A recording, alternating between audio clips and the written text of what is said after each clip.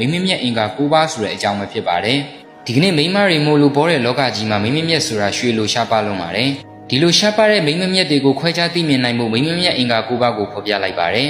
နံပါတ်1ကိုအားကိုတတ်တဲ့မိမမြက်ဆိုတာကိုယ့်ဘဝကိုယ်တိုင်အကောင့်ထဲပေါ်ပြီးအိမ်မက်တွေကိုအမိရစုပ်ကင်တတ်သူများဖြစ်ပါတယ်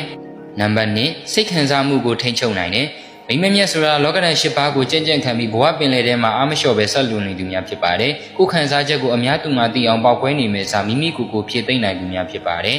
နံပါတ်3အတင်းမပြောဘူးမိမအများစုဟာအတင်းပြောလို့ရှိပေမဲ့မိမမြက်တွေကတော့အတင်းမပြောပါဘူးဘာကြောင့်လဲဆိုရင်သူတစ်ပါးမကောင်းကြောင်းအတင်းပြောတာဟာအချိန်ဖြုံးညစ်တစ်မျိုးလိုခံယူထားတဲ့အတွက်ဖြစ်ပါတယ်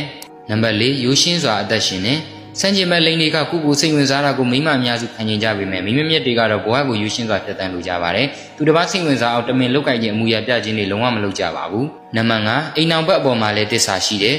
ထောက်ပြန်တတ်တဲ့မိမတွေအများကြီးရှိပေမဲ့မိမမြက်တွေကတော့ကိုချစ်သူကိုခင်မွန်းအတွက်ရိုးမြေကြပေါင်းတင်ရအောင်အမြဲတမ်းတစ္ဆာဆောင်တည်ကြသူများဖြစ်ပါတယ်ကိုကျင်ပေါ်တယောက်တည်းကိုသာဆွဆွဲမြဲမြဲချစ်ပြီးတစ္ဆာခိုင်မြဲရွှေလက်တွဲလိုကြပါတယ်နံပါတ်6ကိုပိုင်ဝါသနာခံယူချက်ရှိတယ်မိမမြက်တွေဆိုတာကိုပိုင်ဝါသနာကိုလက်တွေ့ကြအောင်အကောင့်ထဲပေါ်တက်ပြီးကိုတသနာနဲ့ကိုယ်တိုင်အသက်မွေးကြသူများဖြစ်ပါတယ်လောကကြီးအတွက်ရိုးရှင်းစွာဖြတ်သန်းကြပြီးစံပြားစွာတွေးခေါ်ကြသူများဖြစ်ပါတယ်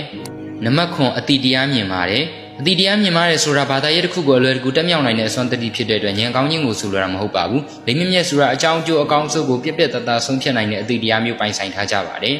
နံပါတ်10မျက်နှာထားချိုတာတယ်ပြုံးရွှင်နေတဲ့မျက်နှာထားဟာမြင်ရသူအပေါင်းကိုစိတ်ကြည်နူးစေပါတယ်မိမမြက်တွေဟာသူတို့ရဲ့မျက်နှာအနေထားဟာလည်းကြည်လင်ချိုတာပါတယ်စူပုံးနေတဲ့မျက်နှာထားကိုဘယ်တော့မှဖော်ပြလိမ့်မရှိပဲအမြဲတမ်းပြုံးရွှင်နေလေရှိပါတယ်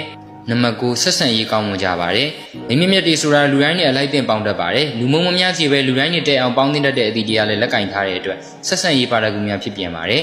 ဒီအချက်တွေကတော့မိမမြက်တွေမှာတွေ့ရတဲ့အင်္ဂါရက်9ပါးပဲဖြစ်